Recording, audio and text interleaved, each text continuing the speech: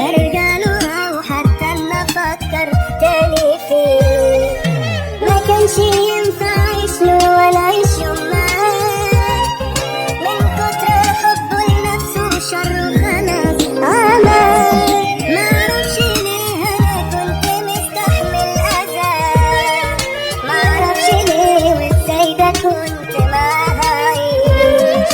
انا جيت كتير على نفسي يا منى زمان، وراهنت كل الدنيا وخسرت الراحة. دلوقتي ما بقاش لي في حياتي خلاص مكان، ويموت يعيش دي كمان خلاص ما تهمنيش. هرتاح واعود نفسي يوم على بعض وانساه، عشان كله ما حصل بعض، وهعيش حياتي ودنيتي عادي من بعده.